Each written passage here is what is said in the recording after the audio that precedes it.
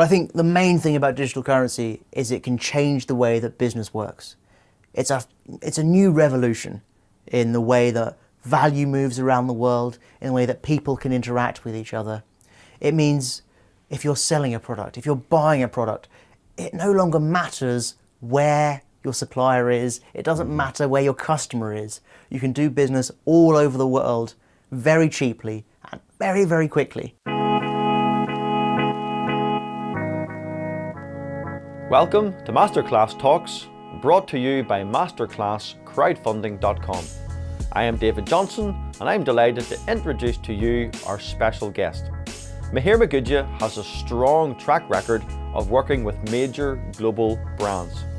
He has helped them to raise their profile, influence the future shape of their markets, and ensure that they are at the heart of political discussions.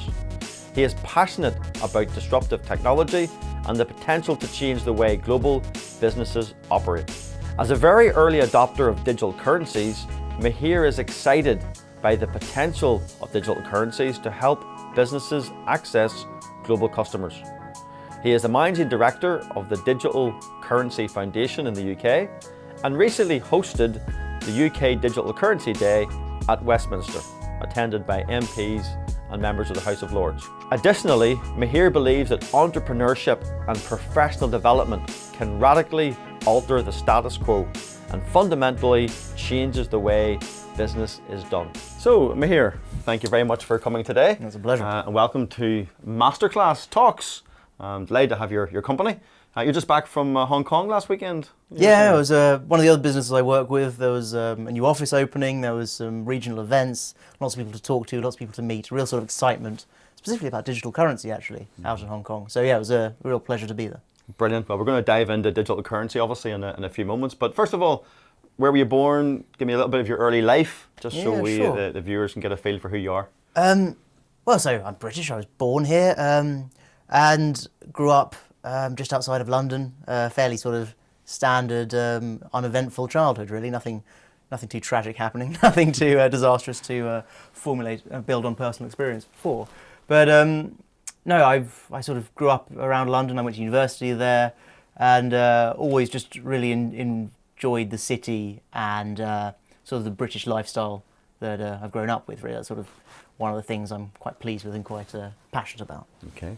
So your business background then, what career path did you follow? Yeah, so communications, public relations, policy and politics, those sort of the key words that sort of ran my earlier career. Sounds very interesting. Yeah, it was fascinating. So I've worked for political parties, I've worked for lobbying firms, I've had my own sort of businesses here and there, and always been very excited about getting messages out there, about communicating with people, helping them understand complex ideas in simple ways.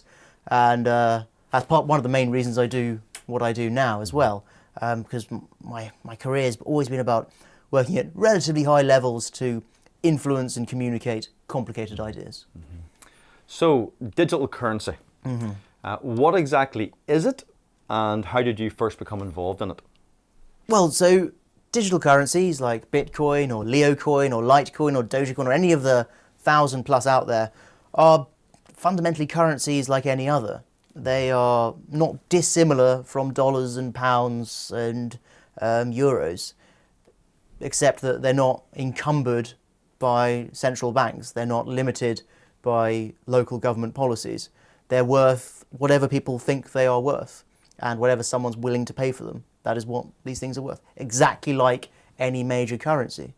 Now, I first came across Bitcoin in, I think it was 2010, when someone came to see me to talk about this great idea. The big question is, did you buy some?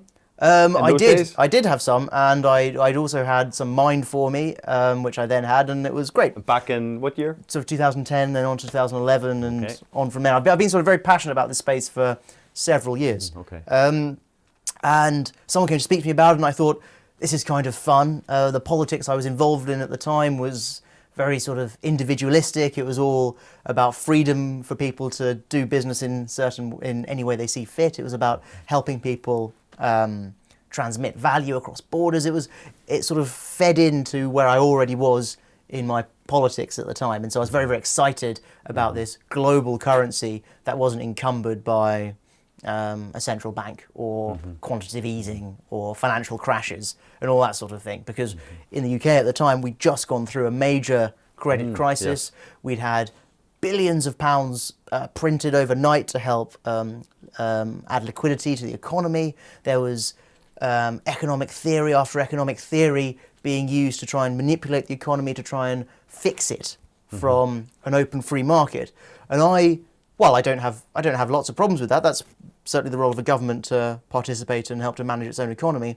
I was very interested in what could have happened had there been no levers to pull. What might have been the outcome? What about a currency that couldn't be changed, that couldn't be printed not be automatically? influenced by those other forces. What sort of world would that create? And that's why Bitcoin was so attractive to me those years ago, and why I've been very interested and passionate about it ever since. It's been a huge global phenomenon, what's happened with digital currency in general, Bitcoin specifically. One of the big debates that's still had today, can it last? Is it a bubble? Will it still be here in 3 to 5 years? And there's so many theories on that. So someone who's been in that space, I think you know a lot more than most people in this space. What's your take on that? Will it be here in 3 years' time? Well, I think it will. It may not be Bitcoin in 3 years' time. It may be a different coin. It may be a different token. It may be a completely different concept. But it will be something around digital currency. It will be something, I think, using blockchain technology, which we don't need to go into today, but is sort of the technology that underpins real digital currencies. And because people get very excited about the price, whether it's up, whether it's down, whether someone made 1,000% last year or with Bitcoin, or if they made 3,000% with Ethereum or 9,000% with something else. People get very, very excited about the speculation and the money making of it. And that's fine. As someone involved in the space, it's great for the media coverage, it's great for the profile, it's an important aspect to what digital currency is. But for me, I still think the uses of digital currencies in all of their forms are the reason they'll still be here. There are important and necessary reasons why we need this technology to do things. It's not just about speculating on something and then praying it goes up in value. It's actually about having something that you can use every single day, perhaps. Yeah. Well, at masterclasscrowdfunding.com, we feel there's going to be a real alignment between digital currency and crowdfunding. I mean, digital currency we feel could be a real energizer, can be a real, boost to the crowdfunding market, because it gives a whole new source of funds to come on platforms. So what's your take on sort of that merging between digital currency and crowdfunding? Well, there's all sorts of ways that it's relevant to crowdfunding. And I'll just give you a few, if I could. So if you think about your business when you're starting your crowdfunding campaign, when you're just getting your tribe, your group of supporters together who are going to throw in money behind you for whatever reason, for rewards, for all sorts of reasons that you might start your crowdfunding campaign. Now, you want that group of supporters to be as big as possible. In the old world, with old money and old banks and old institutions, you had enforced limits on how big that tribe and that group of supporters could get.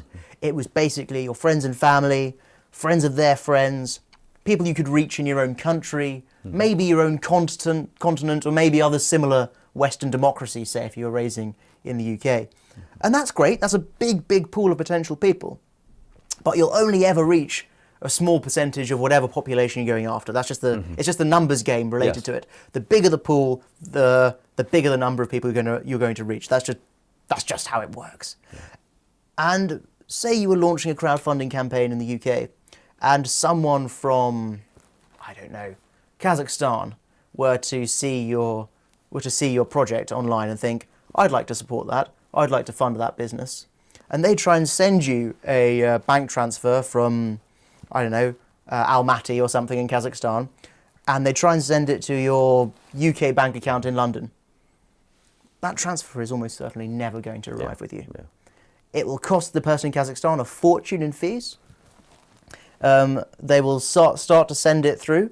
It will then hit challenges as it's converted perhaps into Russian rubles, then into euros, then into pounds, but by which time you'll have lost a huge chunk of that original amount. And then, at that point, your bank in the UK may well reject the transfer out of hand anyway, because they will see an unusual amount of money coming from an unusual country that doesn't often send transfers to your business account. So they'll start to ask questions about why Kazakhstanis are sending you money, and then they'll have all sorts of problems and all sorts of issues. Meanwhile, you're still trying to fund your new business. You're giving a genuine crowdfunding, you've created a genuine crowdfunding campaign, you've got genuine rewards, you've got genuine equity, you've got genuine property, whatever it is you're doing, you're a genuine businessman trying to get on, and you've got a genuine donation, investment, bit of support coming in from, as the law says, anywhere in the world, which it may do. Yeah. And the local bank won't let you because it's a bit complicated. Yeah. It's a bit difficult to work out. You don't know why this is happening. Just too many hurdles. Yeah, there's just needless hurdles, institutional barriers that have no right to be there, but are there because there's a monopoly on the transfer of funds from one country to another. If our friend in Kazakhstan had sent you a Bitcoin, or a Leo coin, or a Litecoin, or any of the digital currencies out there, they would have sent it from their digital wallet in Almaty. They would have paid a minuscule transfer fee,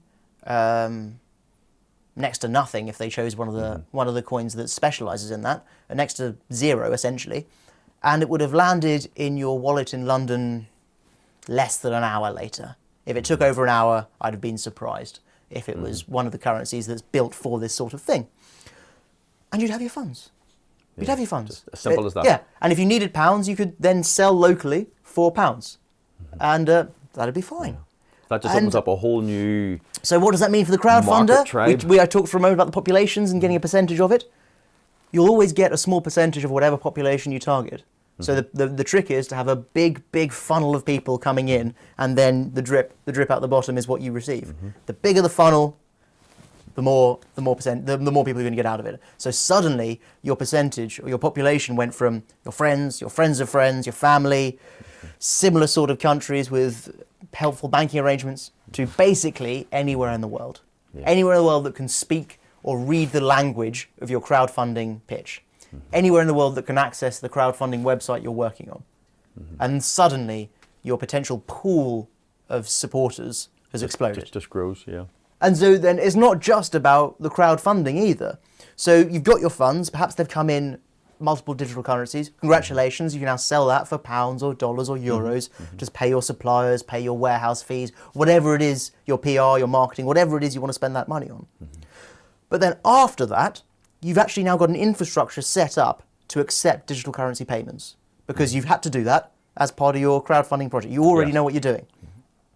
This means when it comes to selling your product, assuming it's a product that can be shipped or sold over the internet, you have the infrastructure in place not only to take supporting money from anywhere in the world, to sell your product anywhere in the world. That's a very good point. One of the last things that new businesses think about is the international market. They always focus on their local market, their domestic market, their regional, their continental. It's a plodding, slow, step-by-step process. And sometimes that's the best thing to do. One of the reasons that it doesn't occur to people, though, is because there are a lot of barriers for certainly a small enterprise, a recently crowdfunded project, to doing international business overnight. But as soon as you have a way of taking payments from anywhere in the world, you can start to sell anywhere in the world. You don't need that local banking relationship immediately anymore. It's quite a hard thing for a small business from where we're sitting in Oxfordshire to go to try and find a way of getting a local bank in India or China or Russia, or indeed our friends in Kazakhstan, to sell to their customers in Kazakhstan. And developing that close banking relationship and setting up a local company and then trying to do sales locally that you repatriate the profits here and there. And it's tricky as can be. Challenging. Because there's a huge system to navigate. And the system exists for many good reasons, but also so that you can take payments from that country and bring them back to the UK.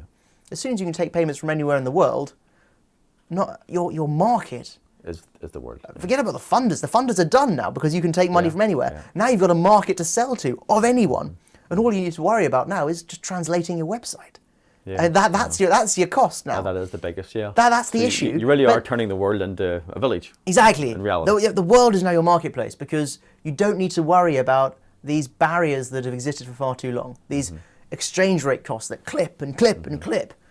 Money and value can move in a perfectly legal, perfectly decent way, in lines with all regular laws, but you just cut out the middlemen who take clips for reasons passing understanding. Yeah, yeah. It's interesting because the whole decentralization, the whole turning the world into one village, is very much a passion for many people in business, obviously. But also I think there's a bit of an alignment between digital currency and crowdfunding, where part of the digital currency community is, dare I say, anti-establishment, suspicious of the banks, maybe rightly so, and like the fact that they have this currency that's not influenced, not governed, not controlled by what they would view as the the banks. And within crowdfunding, there's an element of that as well, because you're not relying on a bank lending the project money. The crowd, the globe, people out there can decide if a project is worthwhile or not for themselves. And I think there's a synergy between both of those that really means together they can do some powerful things in the world. No, absolutely. I mean, while crowdfunding, as I understand, is growing and growing and growing as a first choice for entrepreneurs who want to fund their business, for many of them it will be something they've come to eventually, perhaps after trying other routes, perhaps after going to the bank first or going to friends and families for some small starter money first. They might happen upon crowdfunding just because it's not yet as mainstream as I think it will become. It's still a relatively new industry. And absolutely, this first generation of crowdfunding entrepreneurs will be people who have had irritating or upsetting experiences with old world financial institutions. Yes. And now it must be so liberating for them to simply put their project out there and ask people to judge them. And people are judging them in the most transparent way with their money. Even if someone, people will be very nice to your face and tell you what a great idea there you've got. Ask them to put their money behind what they say, and you'll get their real opinion. And that's what crowdfunding does. It gives new entrepreneurs and established entrepreneurs an opportunity to test their market, to test run their idea, to perhaps even pre-sell their planned products, and all sorts of great opportunities because you can access your consumer base. And those people who've had bad experiences with financial institutions are not dissimilar from certainly the early adopters of digital currencies, the people who are a bit tired of banks getting in the way, as they'd say, who are a bit tired of institutions interfering in ways that those people felt uncomfortable with. Now, digital currencies had a new generation come into it with all this media hype and this news, and you get a much more mainstream user these days than you used to. But nonetheless, I think if you scratch the surface a little bit, you will often see that nascent desire to do something against the system, to do something different, to show that people have a right to be experts in their own lives, and that they can run their business affairs, they can run their companies, they can run their money in a way that they think is best. Yeah. So you're the managing director of the UK Digital Currency Foundation. I know you had an event in the Houses of Parliament last Tuesday. Thank you for the invite, by the way. Enjoyed going to that, and it was interesting listening to some of the MPs and their comments on both digital currency and indeed on crowdfunding. So just explain what was the aim behind that Digital Currency Foundation. Yeah, so the foundation is a community organisation. It's a social enterprise, a not-for-profit body, and it's funded by members of the digital currency community. They can donate to support our objectives in almost any currency they like. Any of the 1,000+ digital currencies out there, we will accept a donation from any supporter in.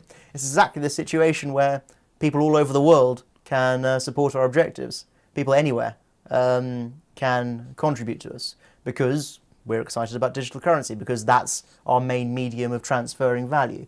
And so we're very, very excited about that aspect of it. In Parliament last week was launched Digital Currency Day, and this was about raising awareness amongst members of the UK Parliament and the legislature, amongst the media, amongst all sorts of people in the industry and the sector, and wider business really, just to get them to understand a bit more about what this new thing is, why it's important, why we need our governments to understand it, and why this nascent technology, this nascent sector should be supported and encouraged. And that's sort of the feeling we're getting back from those legislators.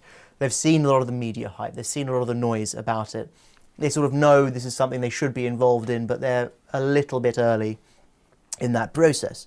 And so the foundation is there to educate, to support, to influence as best we can, to make sure that as these incredibly important people learn more, as they decide to take action, they do it in a sympathetic way to help keep all of those benefits that we've talked about. Sometimes it's hard to forget that digital currency is still a very new concept.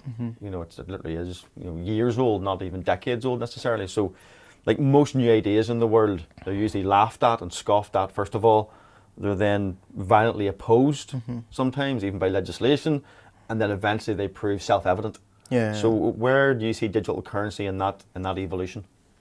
Well, different people are obviously seeing it in different ways right now. I mean, before sort of September of last year, so 6 or 7 months ago from where we're sitting now, they were kind of dismissed and ridiculed as a niche interest that will never really catch on. And then prices started to move, media started to take interest, the story of digital currency became exciting for people. And I think now in some countries we're in the midst of strident opposition. In the banks and the big financial institutions have yet to really do anything that violent against it. They're still sort of ignoring it as a niche interest. But I think we're about to head into a process of some strong opposition, certainly from some major institutions and some major governments who are yet to really understand it, feel it's a bit different, feel it's a bit new, and so don't have any other response than to over-regulate, over-interfere, or just try and squash it out of existence. But I think the fundamentals behind it are sound. Businesses need cheaper ways of selling their products. Businesses need more efficient ways of getting funding in. These are characteristics that cannot be these are problems that cannot be solved by the current system. And blockchain technology supporting digital currencies has a solution that works. Okay, so you're very clearly passionate about digital currency. That comes across very much in the interview, which is great. So if you were talking to someone who doesn't really understand digital currency or trying to make sense of it all, give me a couple of simple points, bullet points on the potential and the opportunity that digital currency brings to the table. Well, I think the main thing about digital currency is it can change the way that business works. It's a new revolution in the way that value moves around the world, in the way that people can interact with each other. It means if you're selling a product, if you're buying a product, it no longer matters where your supplier is. It doesn't matter where your customer is. You can do business all over the world very cheaply and very, very quickly. And that will fundamentally change every business strategy of every company in the world. Brilliant. Mihir, thank you very much for your time. I appreciate that. You're very welcome. And I look forward to my invite to the 16th of January next year. Yeah, indeed. To the UK House of Parliament once again for Digital Currency Day. So I can't wait. Thanks for coming, and we'll be in touch soon.